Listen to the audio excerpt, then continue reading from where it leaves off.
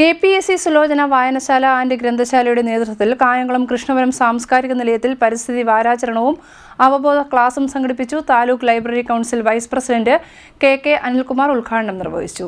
KPSC Sulochana വായനശാല and ഗ്രന്ഥശാലയുടെ ആഭിമുഖ്യത്തിൽ കായംകുളം കൃഷ്ണപുരം സാംസ്കാരിക നിലയത്തിൽ പരിസ്ഥിതി വാരാചരണവും പരിസ്ഥിതി അവബോധന ക്ലാസും വൃക്ഷത്തൈ നടീലും സംഘടിപ്പിച്ചു. വായനശാല പ്രസിഡന്റ് P. കലേശന്റെ അധ്യക്ഷതയിൽ കൂടിയ യോഗത്തിൽ Karthikappally library council vice president KK Anilkumar ഉദ്ഘാടനം നിർവഹിച്ചു.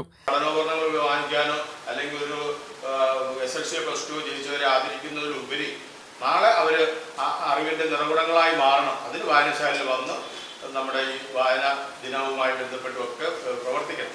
അതിൻ്റെ ആദ്യപടി എന്ന നിലയിലാണ് പരിസ്ഥിതി ദിനം. 1974 ലോക സംഘടന 143 രാജ്യങ്ങളിൽ പടർന്നു പന്തലിച്ച് കിടക്കുന്ന ഈ പരിസ്ഥിതി ദിനം ആഘോഷിക്കുന്നത്. സംഘടനകളും വ്യക്തികളും ഈ നമ്മുടെ ഇന്ത്യയിൽ തന്നെ ഒത്തിരി സംഘടനകളും വ്യക്തികളും വായനശാലകളും സ്കൂളുകളൊക്കെ ആചരിക്കുന്നു.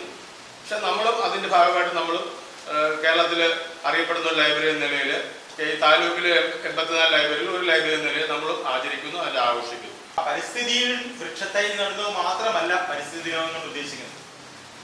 നമുക്കറിയാം പ്ലാസ്റ്റിക് മാത്രമല്ല, അതുപോലെ പ്ലാസ്റ്റിക് ഇപ്പം നമ്മൾ ഇപ്പോൾ ബോധവൽക്കരണം വന്നപ്പോൾ നമ്മൾ വീട്ടിലാണെങ്കിൽ പരിസ്ഥിതി നമ്മുടെ ഹരിതകർമ്മസേനക്കാർ വന്നാൽ നമ്മൾ 50 രൂപ കൊടുക്കണം, 70 രൂപ കൊടുക്കണം, പ്ലാസ്റ്റിക് കൊടുക്കത്തില്ല, മാറി നിൽക്കും, അന്ന് കാണത്തില്ല. ഇന്ന് കല്യാണത്തിന് ഞങ്ങൾ പോയാന്ന് പറയാം, 70 രൂപ കൊടുക്കാൻ വേണ്ടി മടിയാണ്. ഗ്രന്ഥശാല സെക്രട്ടറി K. ഹരികുമാർ സ്വാഗതം പറഞ്ഞു.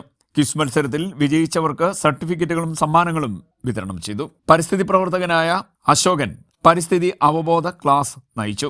ഷീജ പവിത്രൻ, ജ്യോതി ഉണ്ണികൃഷ്ണൻ, ശ്രീകുമാരി, ധർമ്മ ബി, അനിന്ദിത, ദേവജിത്ത് എന്നിവർ സംസാരിച്ചു. ലൈബ്രറിയൻ അശ്വതി ജയകുമാർ നന്ദി പറഞ്ഞു. വായനശാല പരിസരത്താണ് ഫലവൃക്ഷ തൈകൾ നട്ടത്. CDNet news, Kayamkulam.